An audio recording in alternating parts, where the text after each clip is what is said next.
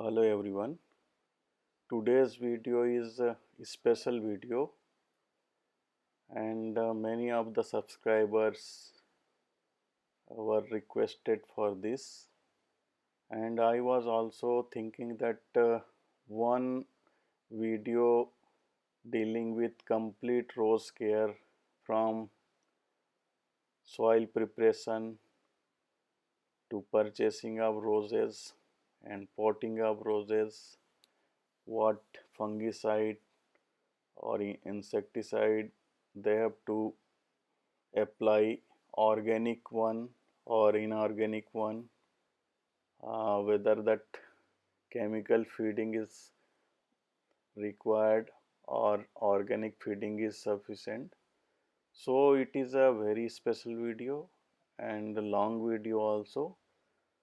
So I request you to watch the video till the end so that you know more about roses and how to care about them.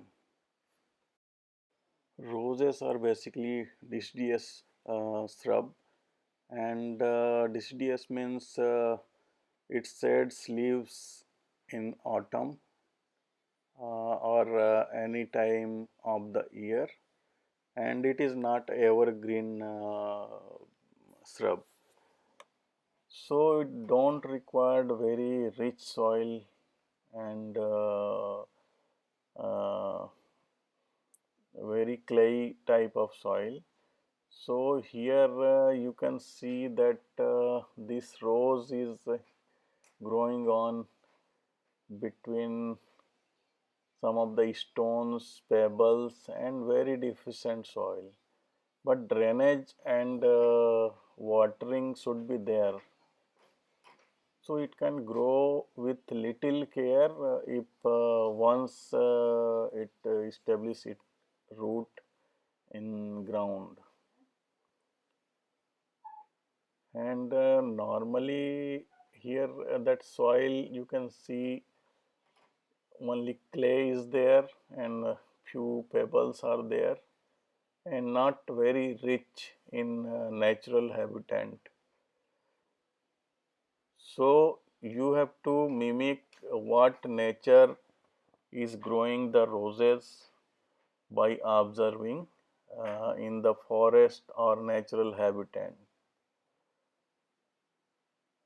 So soil should contain at least two-thirds of drainage materials like pebbles, leca ball, perlite, sand or cocoa.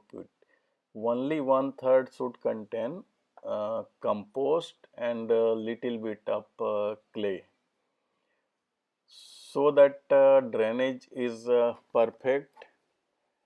And if you increase the ratio of clay and compost, then that drainage will be compromised and media won't be airy. So that is we have to keep in mind. So taking point is here two-third should be drainage material and one-third should be compost and clay. That is the basic for growing roses in well-drained media. If you increase quantity of compost or soil, then that drainage should be compromised and media won't be airy. And one more thing that I have read somewhere that compost requirement is only 10 to 15% in most of the plants and roses. And if you increase the quantity of compost in potting media, then that you won't get much benefit from it. Rather, you will get higher pH media, as most of the compost are having pH either 7 or more. So it is likely that your media would become basic, not acidic, but roses prefer acidic media. So don't use too much of compost in potting media.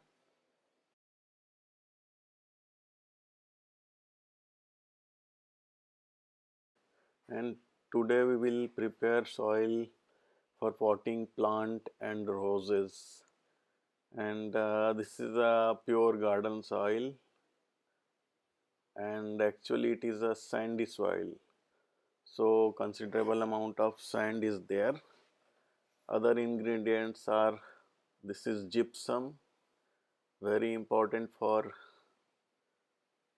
soil media, and this one is bone meal, and mustard cake,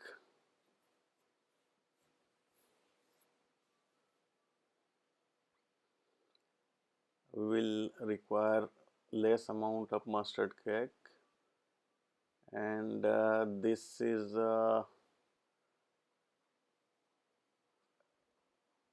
mycorrhiza fungi. I think it is a Tata Raleigh gold seems. If it is not there, then you can apply pure this mycorrhiza of any brand, but kindly see that IP value should be high, and this one is very strong. It required only 100 to 200 gram per acre, means very less quantity. And this is hornmeal. It is a good source of nitrogen, and this is pure coco peat.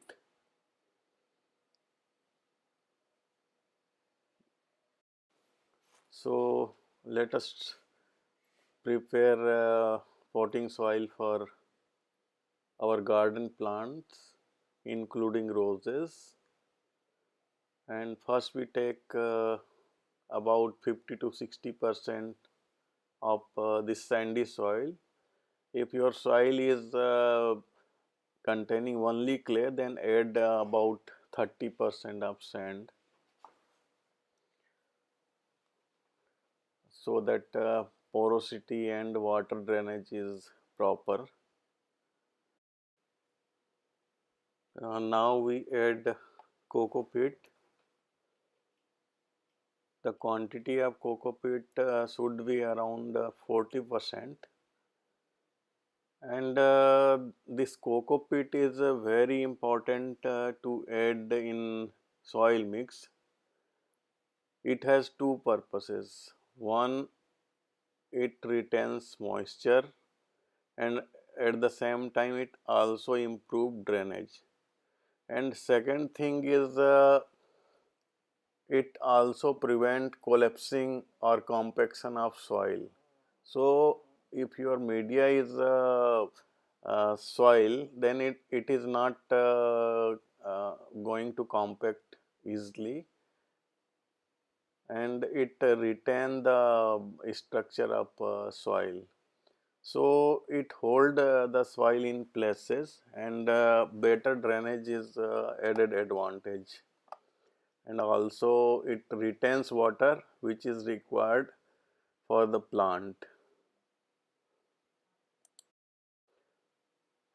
First we will mix the soil and this coco peat mixture, and I am not adding any vermicompost or compost here, because compost can be added at later stage as a topsoil, and I think that is best way to utilize uh, vermicompost or any of the compost. And compost is very less quantity is required, about 10 to 15%, and more you add, your pH will increase. So let us add other ingredients. and this is horn meal. Uh, it is a very rich source of nitrogen, and this is a mustard cake. It will add mainly amino acid and some of the micronutrients, and this is the bone meal. Bone meal you can skip also because we are adding gypsum, and this is mycorrhiza. I think it is Tata Raleigh Gold. And next we are adding a Trichoderma viridi. This is a natural fungus used to protect any fungal infection in root zone, and it is a natural and organic way to deal with any fungal infection in root zone. And next we are adding gypsum, and this gypsum you have to add invariably in your soil mix because it will provide better drainage, also good source of calcium and sulfur. It amend the pH value, and it prevent the soil compaction, as well as the soil structure will also improve. And this is widely used as a soil conditioner throughout the world, and in soil media it is very much required. And this is humic acid I have added. Now we will have to mix the soil media. All the ingredient is there.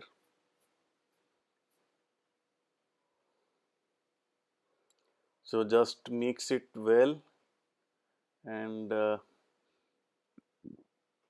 this media will provide better drainage because soil also contain sand, and this coco peat will add drainage, and the gypsum we have added that will also improve drainage by combining with ions in the soil and make the particles bigger.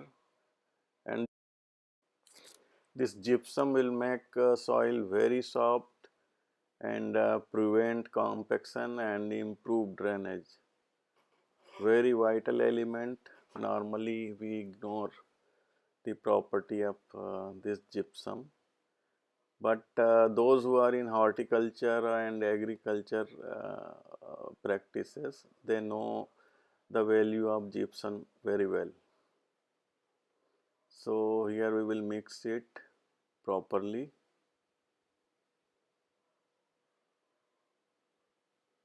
and we are ready to go to use the soil for potting new plant. I mean any of the plant, and I have make this mixture for potting some of the vegetables and few roses.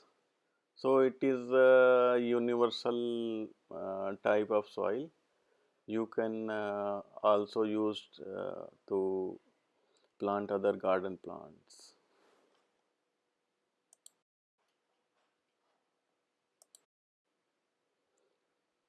So we have to just remove that poly bag and put the plant in the pot. Hello friends, I have purchased some plant from Puspanjali Pranbir, and I have to plant this is small rose sapling. So let us see what we need. This plant comes with a clay ball that we have to remove, and we need mycorrhiza fungi powder or liquid, whatever you get, and seaweed liquid is also required. This both mycorrhiza and seaweed is required, as these plants root systems needs mycorrhiza fungi for quick and faster establishment of plant. And as the weather is very cold, so we have to also provide seaweed, which provide the plant root system necessary heat, you can say. So first we have to remove clay wall, then fill cinder with desired quantity in the pot.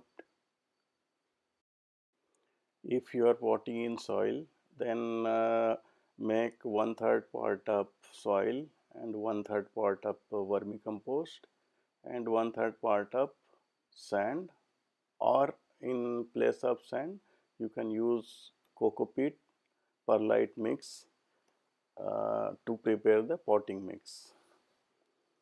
Now after desired cinder is filled in the pot, we have to set plant and fill up the pot with cinder or potting media, you can say. And after potting the plant, shake the pot so that cinder set in the pot very tightly, and plant should not move here and there. So it should be firmly placed in the cinder media. We are about to finish the potting of the rose plant, and thereafter we have to drench the plant with seaweed and mycorrhiza solution, so that plant will get some nutrition and it will help to establish the plant. We will not feed anything till sprouting of buds. If weather is too cold, then it may take some time. So in that period only you have to water it and keep the stem moist, so that sprouting will become faster. Till sprouting a plant, we have to only drench with seaweed liquid water and nothing else. Next question is where to buy roses, and I have two videos, and the link I will provide in description of the video. There you can go, and nursery website and the process is described. Kindly go through for buying any new roses. Pruning of roses in October and November, for roses in June 10 and 11. And now we have entered second week of October, and nowadays are getting smaller and temperature drops day by day.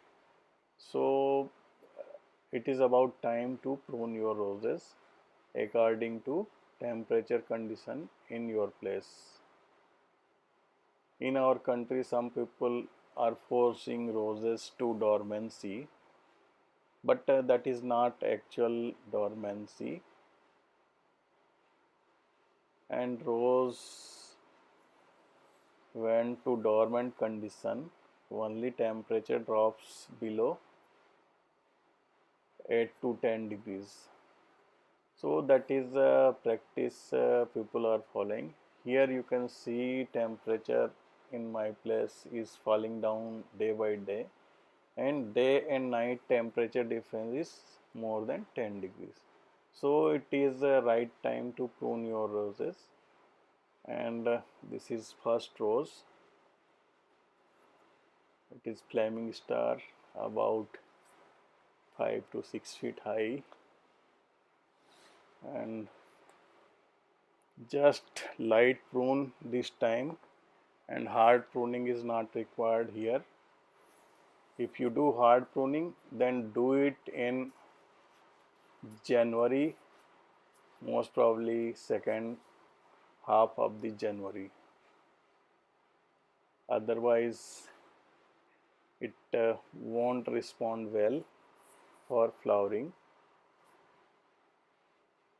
So only light pruning we have to do, and normally we strip off all the leaves after pruning to remove any disease in leaves, and one time spray of fungicide and bactericide is mandatory to clear any of the fungal and other bacterial disease after monsoon rains, so that roses will be healthy in upcoming flowering season. For climber rose, I will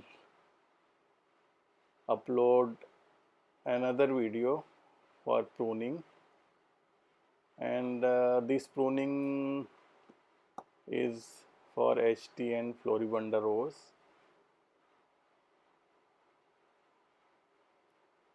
And pruning and training up climber roses is bit different.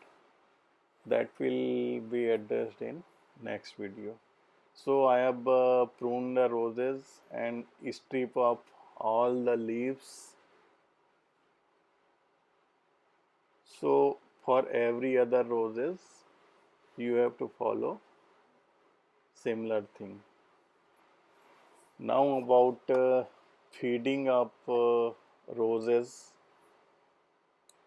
before pruning. 3, 4, 5 days before pruning, you have to give high nitrogen fertilizer, mostly ammonia based nitrogen fertilizer like DAP or ammonium sulfate,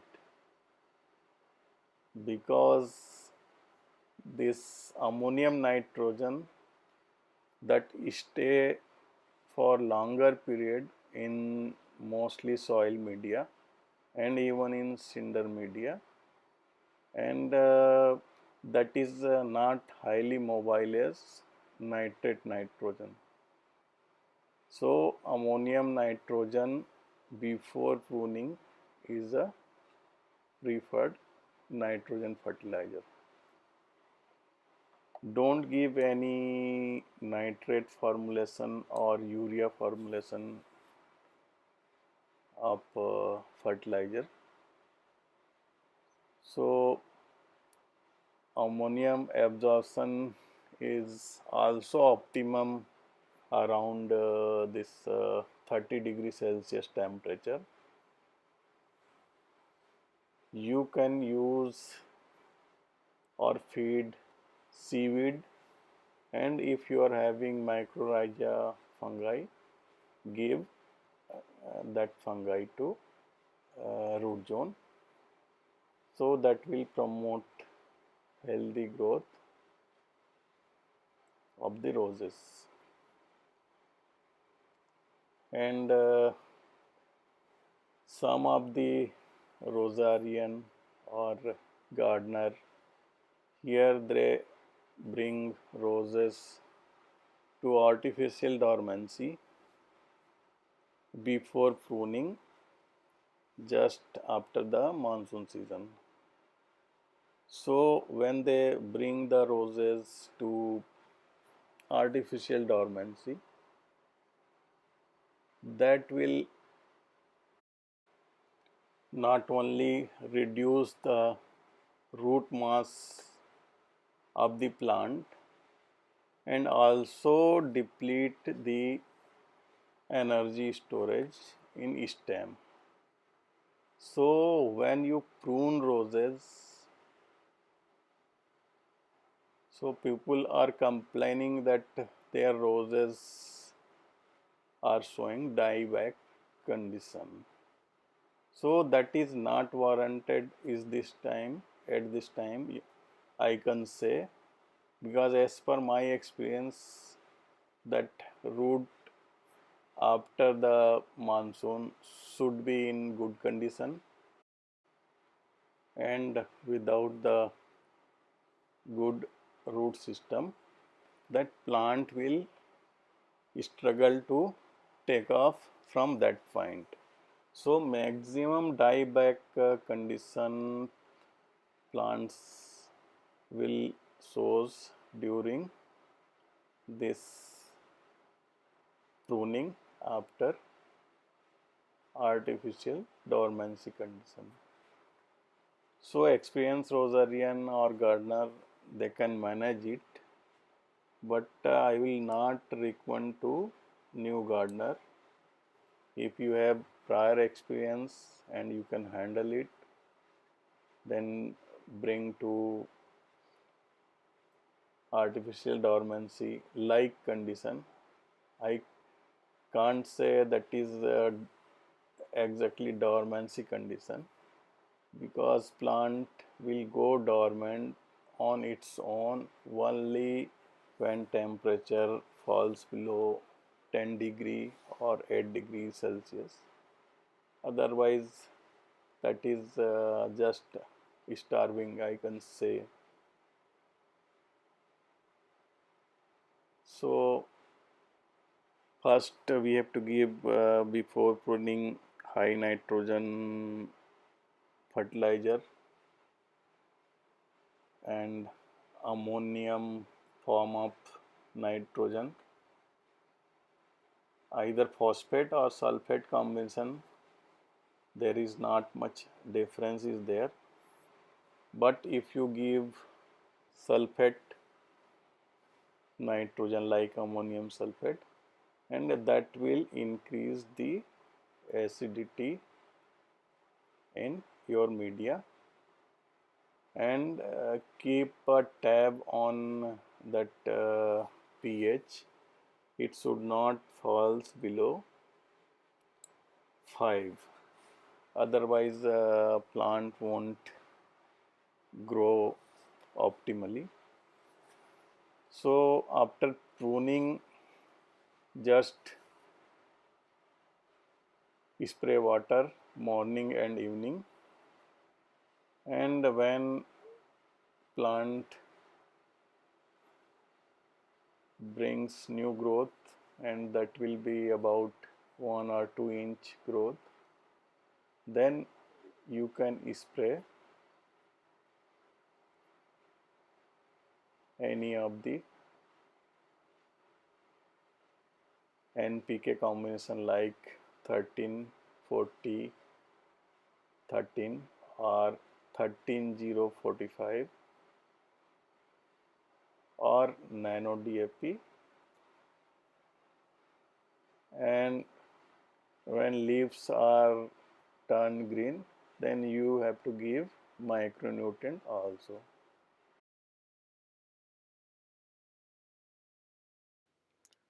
You can see the growth of roses after pruning, and after pruning lot of new leaves are coming, and weather is also getting hot, so there is chances of insect infestation and fungal infection. For that natural way we can use Trichoderma viride or Bavaria bassiana, that fungus basically designed for work as antifungal property and antibacterial property, that is Trichoderma viride, and insecticide is second one. So to control the fungus infection, you can use Trichoderma viridi, and for insect infestation you can use Bavaria bassiana. That is natural fungus attacked on insect or uh, fungus creating pathogens in root zone. So Trichoderma viridi you can apply in root zone and as well as spray, and Bavaria bassiana you can spray on leaves for any insect prevention method. So these are the natural way to control fungus and insect in roses.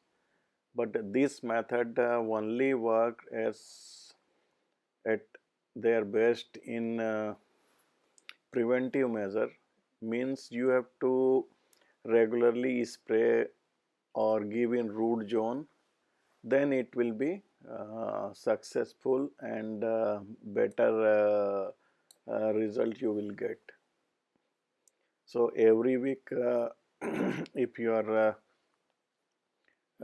spraying for anti-fungus, then every week you have to spray Trichoderma viridi and this Bavaria bassiana. So other organic formulation are also available in the market like Kaka, Exodus, Theta, that for insecticide which can be used as a preventive measures in your garden, and chemical way you can use mainly either insect infestation is either this red mites or thrips infestation is mostly noticed in our climate.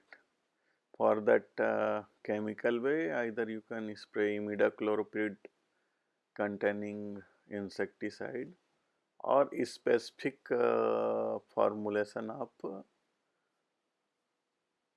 any other either miticide or thrips control also available in the market, and Oberon is working well in red mite infestation. Second thing is how to control fungus infestation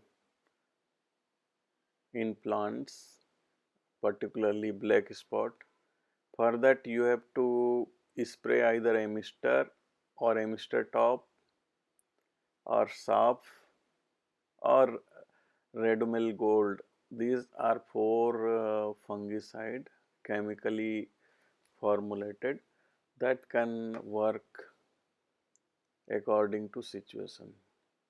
Redumel gold works better in root zone, and emister top is for spraying purpose, and you can spray on leaves, and this sap you can give it to root zone as well as spray.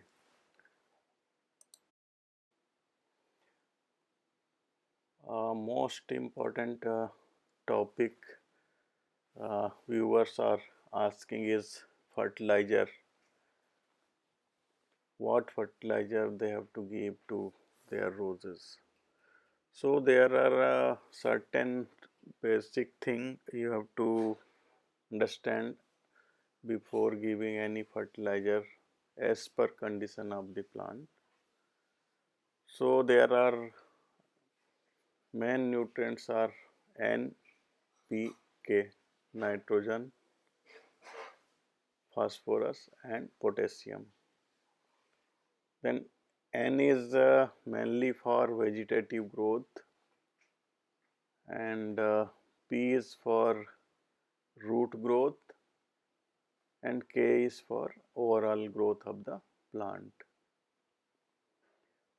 So when we have to give N, P and K, we have to understand, and before that this N component I will break down into two component. One is ammonical nitrogen and second is nitrate nitrogen. Nitrate nitrogen is very fast mobile and plant can absorb it immediately to it, nitrate nitrogen, because this ammonical nitrogen is first to be converted in root zone in nitrite, then nitrate, then plant absorb it. So nitrite is very fast mobile and ammonical nitrogen, it can stay in media for few days before it is converted to nitrate, then plant will absorb it. So smaller plant, their root system is not designed to absorb the nitrate nitrogen. So they can absorb ammonical nitrogen better than nitrate nitrogen. And one question may come that plant can take only nitrate nitrogen. That is not correct. Basically, plant can absorb nitrate and ammonical nitrogen both, and they have separate channel to absorb both the nitrogen. So smaller plant you can give ammonical nitrogen,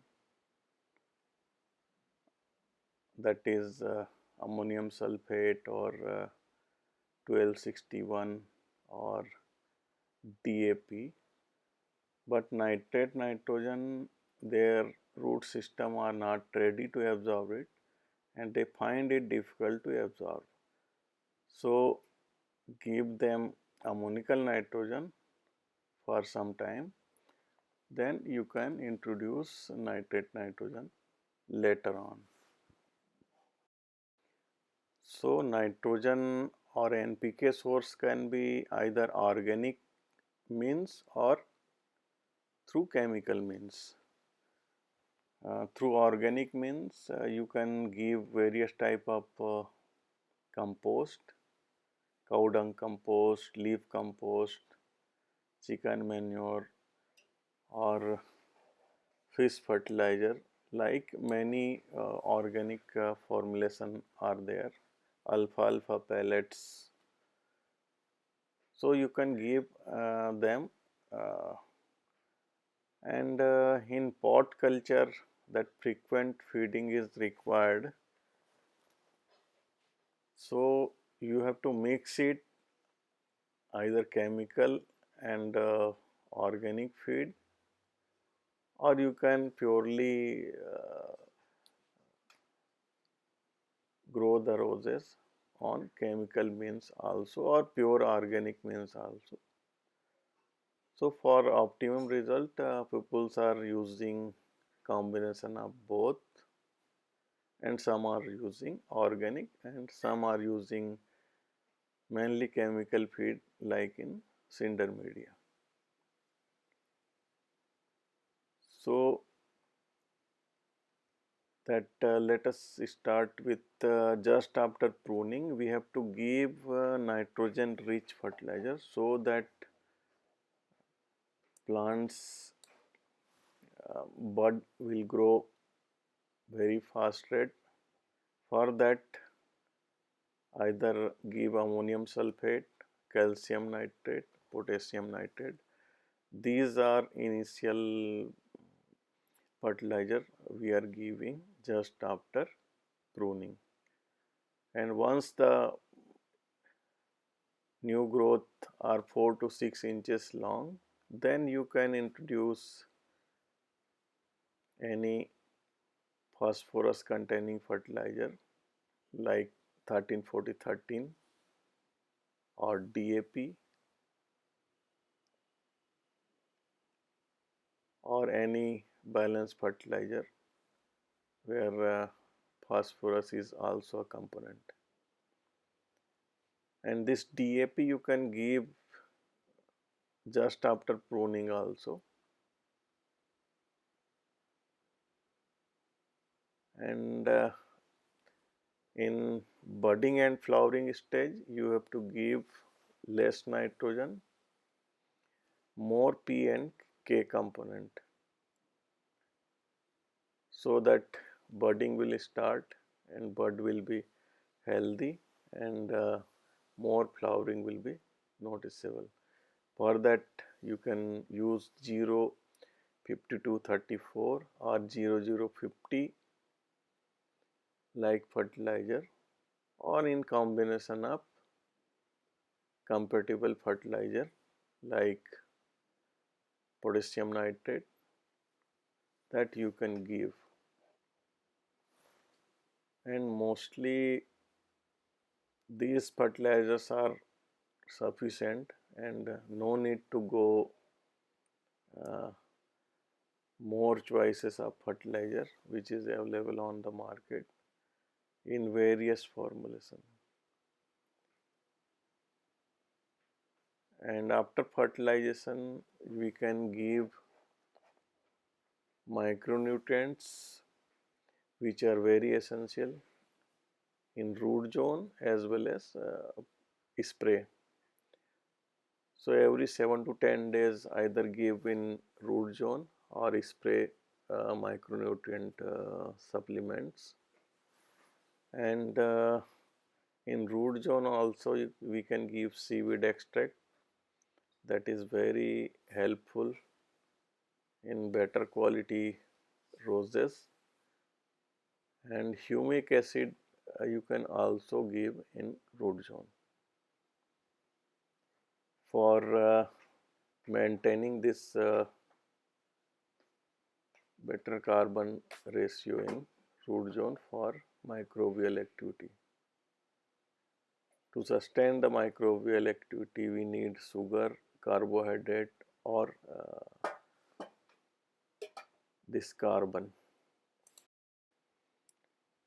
And this mycorrhiza fungi is also responsible for better carbon availability in root zone. So particularly in soil media that this mycorrhiza function is very important to capture the nutrient which it can give it to plant, and also maintaining better carbon to nitrogen ratio, that is known as CN ratio.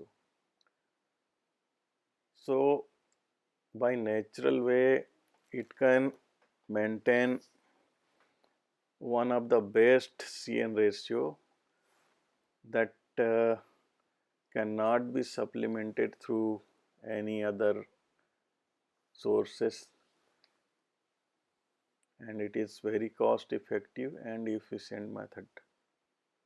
So carbon to nitrogen ratio is very important to growth of roses.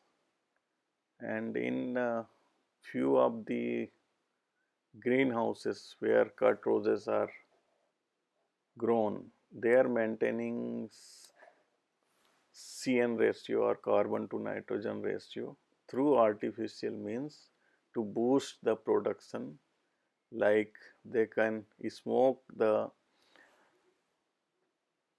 greenhouse with burning residue of plants, so that more carbon is available to plant.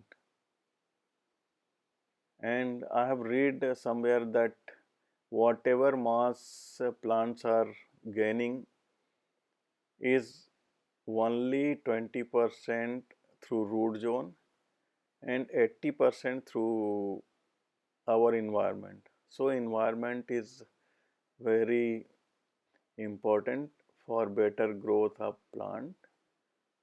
Through environment they basically absorb carbon, oxygen and water, hydrogen.